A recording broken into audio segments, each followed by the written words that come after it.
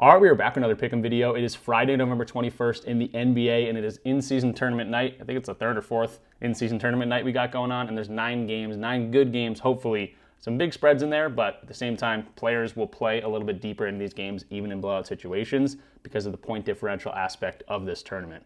So we're going to go over the recap of yesterday's video picks. Like we always do, we had a winning day, which I love to see. And then we're going to start talking about the plays for today. So if that sounds cool, go ahead and leave the video a like, comment something down below. It does help YouTube push this video out a little bit more. I don't know what happened yesterday. I think I got, after the first 2 hours or 3 hours, I got flatlined. I don't know. That hasn't happened in a long, long time. So hit that like button for me, comment something down below. It does tell YouTube to get this video out a little bit more. So let's get into the plays, the recap from yesterday, so we can hop into plays for today. So hopping into the recap, we had a winning day, and we only lost our long shot ones. So we were up plus 2.31 units. We missed a plus 215, a plus 1,000 play. Let's talk about the winner, Zach LaVine, over his 2.53 pointers. He ended with 4, and he was literally the only person that did anything on the Kings. I cannot believe that the Kings went out and got Zach LaVine and DeRozan after watching the Bulls' mediocrity for so long. It still blows my mind to this day, but we got a plus 100 cash there on DeRozan. He has 26 points. Literally was the only King to do pretty much anything. Then Devin Vassell, I know everyone hated this line. I got some comments about it,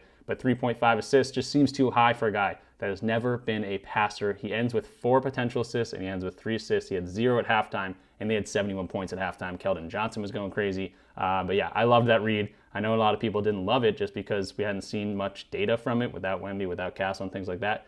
But he's never been a passer. 3.5 was too high for a plus 113 play and payout. We love to see that. And then Bogdanovich paid a little juice on this one with 1.5 3-pointers. He ended with 2 and shot 2 of 6, and the Clippers got destroyed. Maybe plays a little bit more if they don't get destroyed. But love the reads yesterday. Hopefully you guys cashed out a little bit after a rough 2 days before that or something like that. We are up in the season. We are up in November. We were up in October, and we're getting back to our winning ways. Let's have a huge Friday, and yeah, let's get into it. So let's hop into the first play, and it is going to be Isaiah Hartenstein, and we're going to be using Props Madness like we always do, the best research tool out there, hands down. Not only is it very fun to use, one of the cheapest in the industry, it just gives you so much different data, and you can find some good plays that you're very confident about just because of the research you get to put into it. But let's start with Isaiah Hartenstein, minus 115 on the over 9.5 rebounds. He is over this in 62% of games, and I love this matchup for him. He's 12th in terms of rebounds allowed, but at the same time, he's going to be starting Jusuf Nurkic now, the Jazz are. A big body down low that will probably stay down low. Not a huge three-point threat. So, yeah, I'm loving Hartenstein against Nurkic, stay down low in the paint and glob up some boards, and we've seen him do it many, many times. This is also an NBA Cup game. This is a 16.5-point spread. But if you guys go out there and play a little bit more, maybe he gets 30 minutes, even in a blowout situation, because of that point differential, things like that. So I'm loving the spot. You can see similar types of players are going over their lines about 50% of the time, but some of these similar players have gone over in some games and under in some games. So let's take a look at Ayton, Gobert, Mark Williams. That was a 4-point game, 7-point game, 14-point game. They played their normal minutes and crushed their lines. 14 rebounds, 8.5, 12 rebounds on a 10.5 line, and 11 rebounds on a 7.5 line. What happened in these red games? First of all, they were pretty close. This was a 40-point loss. Gobert got 9 rebounds. 22-point loss, 7 rebounds, and a 21-point loss, 7 rebounds for Zubac. So this is an instance where blowout could come into play for sure. The Thunder are going to probably smack these guys around.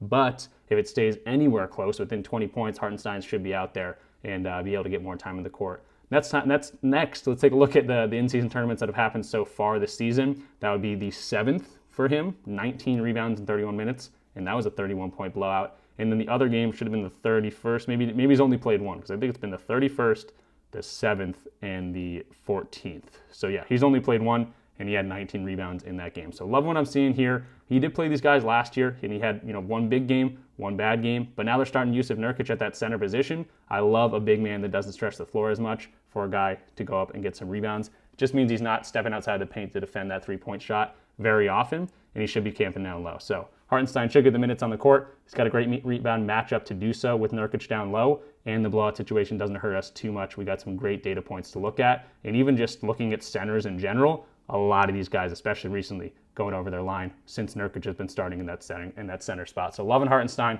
minus 115 on the over 9.5 boards.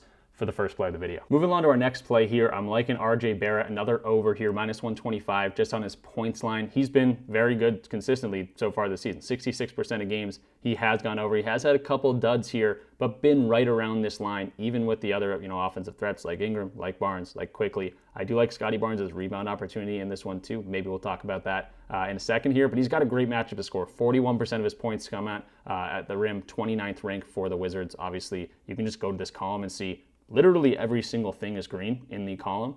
Pace, 3-pointers allowed all the way at the bottom, but you got defensive rank to players, to player type, that's transition. They rank 29th there. He can get points in spot-up opportunities. Scoring zone is that interior. This is just a weak matchup overall, but specifically for RJ Barrett, where he scores, how he scores, it's a very, very good matchup for him. So he's been very consistent. I love to see this line. Again, the in-season tournament aspect of this is going to be a boost for us because if there is some sort of blowout, the Raptors have been playing really well, 14.5-point spread, RJ Barrett should go out there and play. And it's not like this is the Shai Gilgeous-Alexander and the Thunder and things like that. This Raptors team will be a little bit more conservative of them blowing a lead than a team that knows they can pretty much close out games very well. So I'm liking the potential for him to play his normal minutes into the 35 mark more likely in this scenario. So let's see games he's seeing more than 30 minutes. He's over this in 81% of games.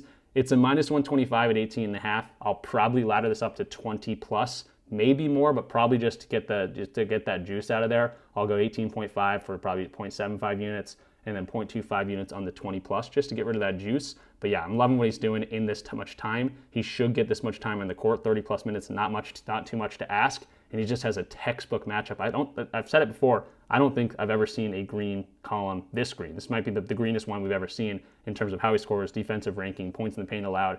Positionally, everything is going to be a textbook thing for RJ Barrett today. So 18.5 points seems too low. -125, that's a decent price. And again, I'll probably ladder this up to 20 plus for RJ. And then before we move away from the Raptors, I do want to talk about Scotty Barnes' rebounds, +108 on the over 8.5. I'm not sure if this is going to be an official video pick just because I don't know if I want two in the same team, but you'll see in the recap at the end here. But again, I just go back to the matchup here. This is insane. Just the amount of rebounds they give up, the rebounds allowed, defensive rank to position, offensive rebound, defensive rating, and all those different things. It's just in a perfect matchup to get some boards. Then you add on the fact that 14.5-point spread, yes, for sure. But it's an in-season tournament type game, and we've seen him play 35 minutes in both the in-season tournament games so far this year. This was against the Hawks. He had 10 rebounds there in 35 minutes. And then the October 31st one, 35 minutes here. They won that game by 11. He had 10 rebounds in that one too. So if, again, he's going to get 32 plus minutes, 58% hit rate. If he's going to get 33 plus minutes, 62. He's going to get 34 plus minutes, 83% hit rate.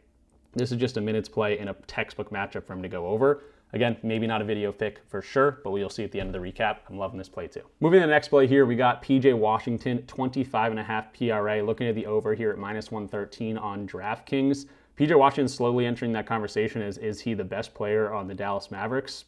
Potentially could be with no AD, with no Kyrie Irving right now. Cooper Flagg has been sort of underwhelming. So PJ Washington might literally be the best player on this team. And now he's got a pretty good matchup. Again, this is going to be a minutes play. He's going to get the time in the court, should see 30 plus minutes. 3.5-point spread. I think the Mavericks should cover this spread, honestly. And they're coming off a pretty heartbreaking loss to the New York Knicks by 2 points. So I think they're going to handle business here. And again, any sort of blowout situation, they should be getting minutes on the court, even despite the blowout situation. So we don't have to worry about that too much. And this is a 3.5-point spread anyway. So I'm just going to see games he's playing 30 plus minutes. He's over this in 77% of games. And these are games with AD, without AD. You can take AD out of the conversation. He's still over in 66% of them. And you can see the games he's not going up against tough teams like the Knicks and against the Pistons. This is a pretty good matchup for him. It's not a textbook matchup, but they don't do anything particularly well. Everything's either going to be a yellow matchup, which is mediocre, or a green matchup, which is going to be bottom third in the league. He can score in transition. He can get some spot-up opportunities. He can definitely score at the rim. They rank 26th there, 29th in terms of above the break threes. Doesn't do much of that, but he can also get some damage in the corner in terms of spot-up opportunities. So I'm just seeing, what he's been doing in the time on the court, and he's been great. Again, with AD, without AD, essentially over 30 minutes, he's getting over this line, and I think they've got a good spot to control this game too. So PJ Washington, the best player in the Dallas Mavericks right now, 25.5 PRA for the next play. Move into the last official video pick. I might do one more after this, but this one's definitely going to be an official one. Anthony Edwards over his 27.5 points, -125 on ESPN bet. And he's coming off 3 games that he has not scored the ball very well. But the first thing I'll go point to is the minutes because of the, in-season tournament. I've mentioned it a million times. The minutes are going to be there. 30 plus minutes is not too much to ask for. Now he's over this in 57% of games, averaging 29.6 points. This might be another one where I go for 30 plus as well, just to kind of reduce that juice. But yeah, I'm liking this spot for him, especially coming off game that he shot 6 of 20 from the field. That's why he didn't get over against the Wizards, 36 minutes in that one. 6 of 20, shot 30%, 13% from 3, and then 0 of 8 from 3 against the Nuggets in this much time as well. So he is bound to start making some threes. It's not the most amazing matchup for him to score, but honestly, the Suns have been pretty good defensively all throughout the year, so it's not going to be an amazing matchup for really anyone to score, except for someone that's going to rely on some post-up opportunities, a whole bunch. But yeah, on paper, it doesn't look like an amazing matchup, but at the same time, this is Anthony Edwards. This is not a playoff situation, but it's more of that playoff type atmosphere, and coming off 2 bad games where he just shot horribly, I think we're due for some regression back to the mean, and we could see a really good game from Anthony Edwards. So I'll do the 27.5 points -125. I'll also do the 30 plus probably a little bit just to get reduce that juice a little bit. But I'm loving Anthony Edwards in this spot. Hopefully he can come out there. He probably will knock down some threes, even though it's a tougher matchup. They ranked 9th there. It's not like they're totally defending that well. And then by position, they've been pretty well. I was looking at this, so they've been doing pretty good. But at the same time, anytime the guy has a big line, 23.5 for Harden. They lost that game by 11. He shot 27%. But then we saw Curry go for 28 against this team. We saw John Morant go for 28 against this team early on. So any of these big numbers, they are going over in 2 of the 3 games. And that one game Harden didn't get there. Again, 27%. So Anthony Edwards has got some stinkers out of the way recently. I think he's due for a good shooting night, and I think it's going to come against the Suns here in that in-season tournament, NBA Cup game, whatever you want to call it, in 30-plus minutes, 4.5-point spread, liking this spot for him, 27.5, 30-plus, however you want to play it. And then I was back and forth on this one just because he's been so bad this year, but I do like this 11.5 points line for Cameron Johnson. No more Christian Brown, so we do see him out, and we've seen 2 games from Cameron Johnson without him. And he's been able to score. He did shoot very efficiently in both these games, 5 of 7 from 3, 50% from the field, and then 6 of 8 from the field, 1 of 3 from 3. And he's got a difficult matchup for everyone here. It's the Rockets. They have a good defense overall. They ranked, 7th in terms of defensive ranking.